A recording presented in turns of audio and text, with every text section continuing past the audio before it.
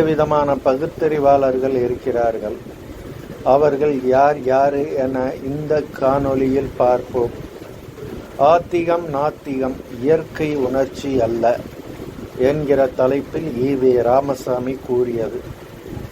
ஆஸ்திகமும் நாஸ்திகமும் 100க்கு 99 பேர்களின் அபிப்பிராயங்கள், பழக்க வழக்கங்களால், பிறர் சொல்லிக் கொடுப்பதால், சேர்க்கையால் ஏற்படுவதே ஒழிய ஓர் இயற்கை உணர்ச்சி அல்ல.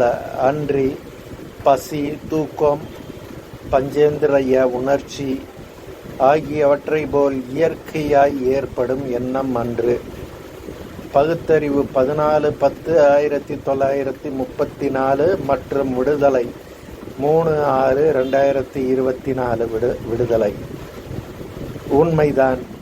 ஈ.வே. ராமசாமியிடமிருந்து வெகு அரிதாகத்தான் இம்மாதிரியான உண்மைகள் பேச்சு வெளிவரும். அவற்றில் இதுவும் ஒன்றெனச் சொல்லலாம். ஆன்மீகத்தை போலவே நாத்திகமும் திணிக்கப்படக்கூடியதாகவே உள்ளதே என ஒரு நாத்திகவாதியை ஒப்புக்கொண்டது ஆச்சரியம்தான்.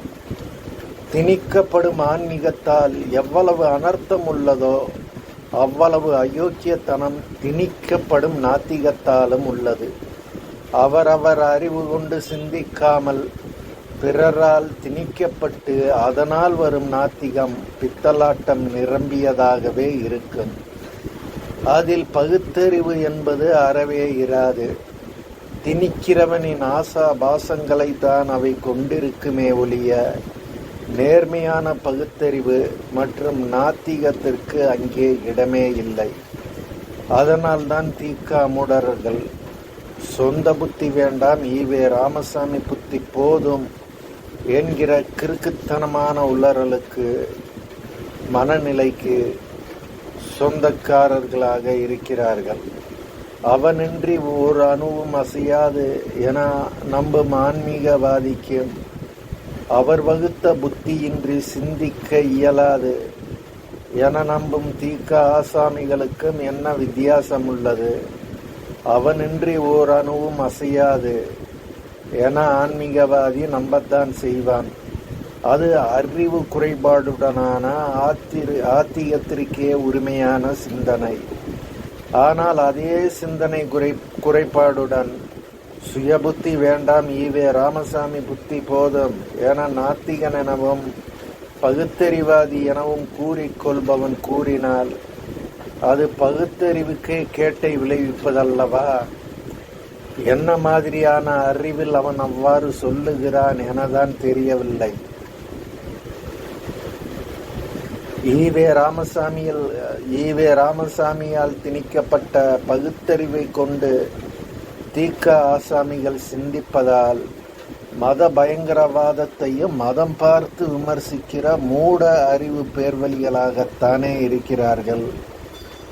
இதே திணிக்கப்படாத அறிவுக்கு சொந்தக்காரனாக இருந்தால் நேர்மைதான் தாரக மந்திரம் என கூறுகிற அறிவை கொண்டிருப்பானே. ஈ.வே. ராமசாமி போன்றோர் பகுத்தறிவு என்ற ஒன்றை திணித்து அதனால் பகுத்தறிவாதியானவர்களுக்கும்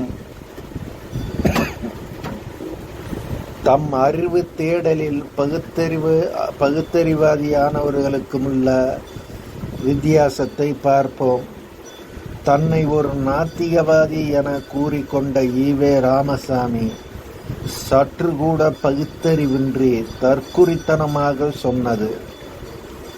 கிறிஸ்தவ ஆபாச முட்டாள்தனங்களை பற்றி நமக்கு கவலை இல்லை. ஏனெனில் கிறிஸ்தவர்கள் பெரும்பாலும் பகுத்தறிவுக்கு மதிப்பு கொடுப்பவர்களாகி விட்டார்கள். அவர்கள் வாழ்க்கைக்கோ மன உணர்ச்சிக்கோ சிறிது மதத்தை லட்சியம் செய்வதில்லை. ஆதலால் அவர்கள் மதத்தை பற்றி நாம் பேசுவது பயனற்றதும் முட்டாள்தனமும் ஆகும். குடியரசு 15/1/1949. ஒரு பகுத்தறிவாதியாக இருந்து கொண்டு ஈ.வே. ராமசாமி இவ்வாறாக சொல்ல வெட்கப்பட வேண்டும்.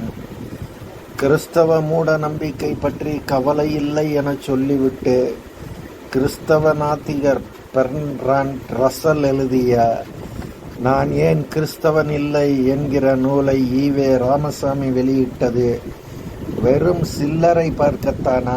பகுத்தறிவில்லையா? மேற்கண்ட கிறிஸ்தவம் குறித்த ஈவே ராமசாமியின் அருள்வாக்கை இரண்டு தரப்பும் வாசிக்கிறது. அதாவது ஈவே ராமசாமியால் பகுத்தறிவு என்ற ஒன்று திணிக்கப்பட்டு அதனால் சிந்திப்பவனும் தம் அறிவு தேடலால் பகுத்தறிவாதியானவனும் வாசிக்கிறான். இப்போது இரண்டு பேரின் அறிவும் என்ன மாதிரியாக வேலை செய்யும்? நிச்சயம் இரண்டும் ஒன்று போல் இருக்காது. ஈவே ராமசாமி சொன்னால் சரியாகத்தான் இருக்கும் என கூறிக்கொள்ளும் பெரியார் திடல் கோஷ்டி சங்கீதத்திற்கு தலையை ஆட்டும் கோஷ்டி போல் காதில் மட்டும் வாங்கி கொண்டு தலையை ஆட்டும். ஆனால் தம் அறிவு தேடலால் பகுத்தறிவாதியானவர் என்ன செய்வார்? உண்மையிலேயே கிறிஸ்தவர்கள் ஈவே ராமசாமி சொன்னபடி பெரும்பாலும் பகுத்தறிவுக்கு மதிப்பு கொடுப்பவர்களாகி விட்டார்களா என ஒரு கேள்வியை எழுப்பி அலசி ஆராய்ந்து பதிலை தேடுவார். இறுதியில் ஈவே ராமசாமி கூறியது 100% பொய் என்பதோடு 100% முட்டாள்தனமானதும் கூட என்கிற முடிவுக்கு வருவான், உண்மையை கண்டடைவான்.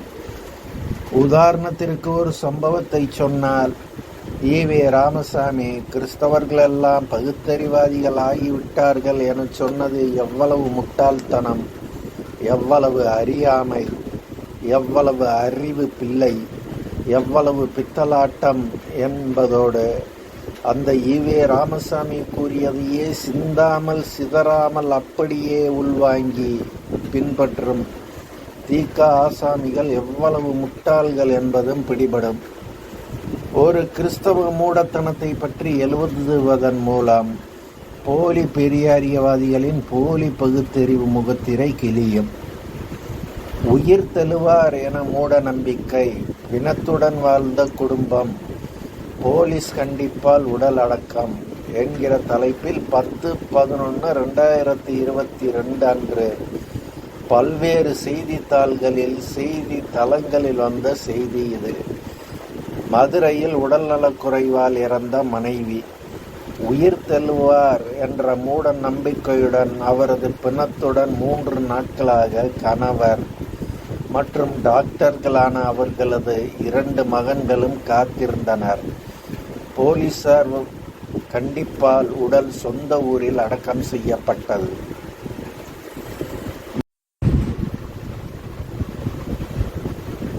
மதுரை SS காலனி ஜானகி நாராயணன் தெருவில் உள்ள ஒரு அபார்ட்மெண்டில் வசிப்பவர் சண்முகவேல். ஓய்வு பெற்ற ஹோட்டல் மேலாளர். இவரது மனைவி மாலதி கிறிஸ்தவ மதத்திற்கு மாறியவர்கள். இதய பாதிப்பிற்கு தனியார் மருத்துவமனையில் மாலதி சிகிச்சை பெற்று வந்த நிலையில் கடந்த 8ஆம் தேதி இறந்தார். உடல் வீட்டிற்கு எடுத்து வரப்பட்டது. ஐஸ் பெட்டியில் வைக்காமல் உயிர் தெழுவார் என்ற மூட நம்பிக்கையில் மொத்த குடும்பமும் இருந்தது. துக்கம் விசாரிக்க வந்த அக்கம் பக்கத்தினர் கட்டாயப்படுத்தி ஐஸ் பெட்டியை வரவழைத்து அதில் மாலதி உடலை வைக்க செய்தனர். எனினும் நேற்று காலை வரை உடல் அடக்கத்திற்கு எந்த முயற்சியும் செய்யாததால் அக்கம் பக்கத்தில் உள்ளவர்கள் விசாரித்தனர். சொந்த ஊரிலிருந்து பாஸ்டர் வரவேண்டியுள்ளது என சண்முகவேலும் மகன்களும் கூறி சமாளித்தனர். பிணம் நாற்றமெடுக்க துவங்கியுள்ளது. இது குறித்து SS காலனி போலீசாருக்கு தகவல் தெரிவிக்கப்பட்டது. அவர்கள் வந்து விசாரித்த போதும் அதே பதிலையே சண்முகவேல் கூறினார். உடனடியாக உடலை அடக்கம் செய்யாவிட்டால் வழக்கு பதிவு செய்யப்படும் என போலீசார் எச்சரித்தனர். போலீஸ் கண்டிப்பால் வேறு வழியின்றி உடலை அடக்கம் செய்ய அவர்கள் சம்மதித்தனர். ஆம்புலன்ஸில் சொந்த ஊரான நெல்லை மாவட்டம் களக்காடுக்கு நேற்று மதியம் உடல் எடுத்துச் செல்லப்பட்டு அடக்கம் செய்யப்பட்டது. இறந்த மாலதியின் 2 மகன்களில் ஒருவர் தேனி மருத்துவக் கல்லூரியில் MBBS படிக்கிறார். மற்றொருவர் முதுநிலை மருத்துவமான MD படிக்கிறார் என்பது குறிப்பிடத்தக்கது என்கிறது அந்த செய்தி. சம்பந்தப்பட்டவர்கள் மதம் மாறாமல் இருந்திருந்தால் இந்த மூளை செலவைக்கு ஆட்படாமல் இருந்திருக்கலாம். பகுத்தறிவு ஏடு என சொல்லிக் கொள்ளுகிற விடுதலையை தவிர வேறு எல்லா ஏடுகளிலும் வெளிவந்த செய்தி இது. பகுத்தறிவு ஏடு என சொல்லிக் கொள்கிற வீரமணியின் பத்திரிகையில் அல்லவா இந்த செய்தி முதலில் வந்திருக்க வேண்டும். ஏன் வரவில்லை? திணிக்கப்பட்ட பகுத்தறிவுக்கு சொந்தக்காரனாக இருந்ததால். அதனால் வழக்கம்போல் இது கிறிஸ்தவ விவகாரம் என்று வீரமணி அச்சம், மடம், நாணம், பயிர்ப்புடன் இருந்துவிட்டார். இதுதான் ஈவே ராமசாமியால் பகுத்தறிவு மதம் என சான்றளிக்கப்பட்ட கிறிஸ்தவத்தின் தற்கால யோகியதை. ஈவே ராமசாமியின் அருள் வாக்குகளை வீரமணி தம் பத்திரிகையில் பிரசுரம் செய்கையில் காலத்திற்கேற்ப பகுத்தறிவுக்கு ஏற்ப கருத்து சரியாக உள்ளதா என ஆய்ந்து பார்க்க வேண்டும். அவ்வாறாக ஆய்ந்து பார்க்கிற அறிவு கூறு பெரியாரியவாதிகளுக்கு இல்லாததால் தான் உயிர்த்தெழும் பிணம் என நம்பும் மூட நம்பிக்கை கிறிஸ்தவர்களை ஒரு பக்கம் வைத்து கொண்டு இன்னொரு பக்கம் சற்று கூட பகுத்தறிவில்லாமல் கிறிஸ்துவ ஆபாச முட்டாள்தனங்களை பற்றி நமக்கு கவலை இல்லை. ஏனெனில் கிறிஸ்தவர்கள் பெரும்பாலும் பகுத்தறிவுக்கு மதிப்பு கொடுப்பவர்களாகிவிட்டார்கள். ஆதலால் அவர்கள் மதத்தை பற்றி நாம் பேசுவது பயனற்றதும் முட்டாள்தனமும் ஆகும் என ஈவே ராமசாமி கூறியதை கூறி புலகாங்கிதம் அடைந்து புல்லரித்து போகிறார்கள். நாம் இந்த விஷயத்திற்காக கிறிஸ்தவர்களை கண்டிப்பதை விட நாத்தியவாதிகள் என சொல்லிக் கொள்ளுகிற தீக்கா பேர்வழிகளை தான் அதிகம் கண்டிக்க வேண்டும். மருத்துவம் படித்திருந்தும் 2 பிள்ளைகளும் தாய் உயிர் தழுவார் என நம்பிக்கொண்டு இருந்ததுகள். படித்த படிப்பு கூட அவனை சுயமாய் சிந்திக்க வைக்கவில்லை. அதே அறிவுதானே தீக்கா பேர்வழிகளிடமும் உள்ளது. சொந்த புத்தி வேண்டாம், ஈவே ராமசாமி புத்தி போதும் என கூறும்போது, சொந்த அறிவிருந்தால் பிணத்தை வைத்து கொண்டு உயிர் தழுவார் என காத்து கொண்டிருப்பது எவ்வளவு முட்டாள்தனம் என தெரிந்திருக்கும்.